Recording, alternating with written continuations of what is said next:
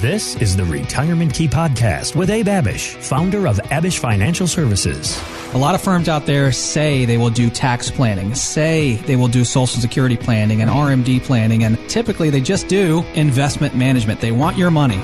You've worked hard your whole life to earn and save. Now you need a plan to make that money work hard for you. Where do you stand today with your retirement accounts, with your insurance, with Social Security, RMDs, taxes, all of it? This is how we need to think. We need to think outside of the box on these matters. Abe is here to help you unlock the keys to your retirement. It seems that many of us, that's such an adorable way to say it. Many of us we have forgotten what happened this time in 2008. It was an especially bad time, Abe, for investors, with Lehman Brothers filing for federal bankruptcy protection and Merrill Lynch being forced to sell itself to Bank of America. ABC News summed it all up like this. This was the day we were afraid to wake up to, the bankruptcy of one major Wall Street investment bank, the shotgun wedding of another. Some called it the end of an era, others a day of reckoning. Lehman Brothers, which was trading at $60 a share just a year ago, finished this Monday as a penny stock, worth just 21 cents a share. And yet, here we are. 13 years later, the market is doing great, and you'd hope that we have learned our lessons, but it feels like we have forgotten about what we should have learned and kept on entertaining the notion that something like this, it could happen again, couldn't it, Abe? Absolutely. Everything's great until it isn't, Heather. That's right. You know, like Bear Stearns, Lehman Brothers, who would have ever thought that companies like that could have gone under? And actually recently, look at, I think it's a bank in China right now called Evergrande, but I believe it's a large bank over there, downgraded in raising fear of default. It could go under over there. And it's kind of like the Lehman Brothers or Bear Stearns of China right now, from what I understand. So, yeah, that could certainly happen again. And really, when things are just on the up and up and the markets are just hitting all-time historic highs and the real estate market is hot, it kind of feels like, that's not too far around the corner. Yeah. And we have to have a plan for good times and bad. Obviously, we can't just ride the market until it corrects. So right. We just had a lady call into the show, Heather, and she's 65 years old. Most of our clients and most of our callers that call into our radio show are, late 50s all the way to their early 70s, retired already or retiring typically 5 or 10 years or less. So She's 65 and retired. She is single. She is divorced. She lives in Sterling, Virginia, and she is a jet setter. She's a world traveler. She's got about $1.2 million saved. Okay. So good job of saving there. She's got some rental, real estate that provides her nice rental income, some Social Security, a pension, and she's living the dream right now. She's like, you know what? I helped everybody else. I helped my ex-husband out. I helped my kids out and all that. And the attention was all on them. And now it's about me right now. And I want to go enjoy my life. Good for her. Kudos to her for, So she's going to Africa this month and Europe. In one trip, she's going to be gone for about 5 weeks. And I thought that was pretty cool. That is cool. But here's what some of her problems were, Heather. Okay. Number one, she was fully invested in the market. But when she came in and she started going through her plan with us, or what she has accumulated and her risk tolerance and all of that, we found out that on a scale of 1 to 10, 1 being all cash, 10 being all stock, she was a 5, middle of the road. Okay. Yet, she was all in stock when she came to us, and she knew she needed to reduce risk, but here she is telling us she wants to be a 5, invested as if she is like a 9 or a 10. That was issue number 1. Issue number 2, because of that, when we did an investment and risk analysis report for her, we found out that her max drawdown potential, or her max drawdown loss potential, was 46%.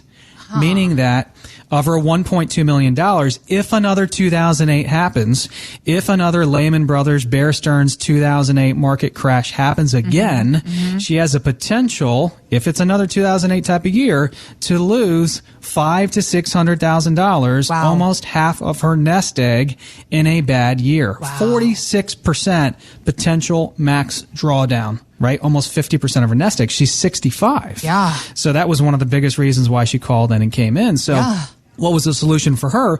Obviously, reducing risk, because Yes. we don't want another 2008 to happen and it to slam and crush our nest egg. She's 65 and retired. She does not want to go back to work. Right. She wants to travel the world and live the rest of her life for herself, right? Yep. And so what we did is basically we recommended a 50-50 split in terms of smart risk over here on the market side, our private wealth platform at TD Ameritrade, and then also 50% that had a lot less risk or zero risk in terms of market losses. And man, that helped her so much to just kind of leave our office, continue to set those travel plans, and not to worry about her income and her retirement dollars as much. Because if another 2008 happens, now she knows that 50% of her nest egg is very safe. Like, if the market goes down, maybe she loses 5% or maybe she loses nothing based on the strategy that she has. Yeah. And on the other side, maybe she loses a little bit more if the markets go down, but her upside's also going to be higher. It was a huge risk reduction for her. It was a plan that's now much better suited for this phase of her life, the income phase of her life, the retirement phase of her life, versus the working phase of her life when she was working and maxing out her accounts and so forth. So keeping on the idea of risk, there are different ways that we can look at risk and analyze it, Abe, all the way down to the income risk that we might not even realize we're creating for ourselves. A study by the Employee Benefit Research Institute found that most retirees never even touch their retirement accounts until they have to start taking required minimum distributions. That's the case even among those who have smaller amounts saved. And it makes it seem like people are using RMDs as a sort of guide to tell them how much they can safely spend. Abe, I have to imagine that there's a better way to come up with a withdrawal strategy, right? There is, Heather. We don't want to prescribe to these kind of generic, mass advice rules like the 4% rule or, prescribing to an RMD rule where you start taking out roughly 4% of your portfolios. We don't want to do that. Everybody's situation is different. Right. And we don't want to wait too long to enjoy our hard-earned money, right? We don't want to wait too long just by deferring all the money and being scared to pull it out for income. I know this is a new thing for a lot of people, turning our nest eggs into income, but we need to focus on this because now we're about to retire or have retired.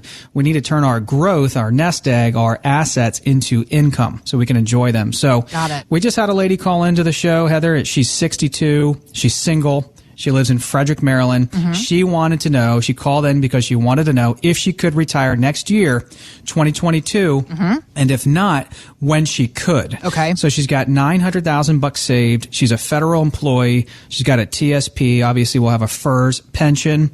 She's going to have Social Security, obviously. She's got a little bit of rental income and then $900,000 saved. She also doesn't spend much. She only spends... Got it.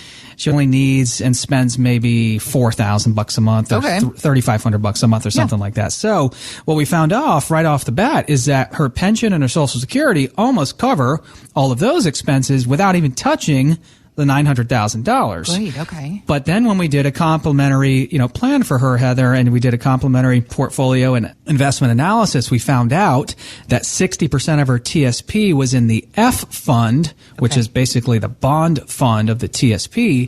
And when you find out what the F fund is currently paying, it's paying, bonds right now in general are paying, 1 to maybe 2.5%. So here is 60% of her TSP, which was $400,000 or $500,000, paying around 2%.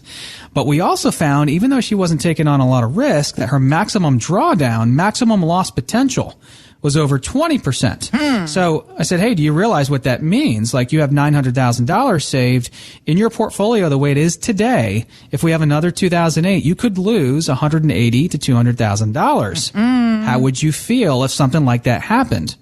Obviously, she's like, well, I can't have that happen. I'm 62. I'm wanting to retire next year. Right. That's why I'm talking to you. So, yeah, and I agreed. So what was the solution? We looked for bond alternatives, right? And you have to be able to search the markets both in and out. As a fiduciary firm, we do that. You just don't want to get married to these old school models where you say, nope, we're going to stick to this model for the next 7 to 10 years.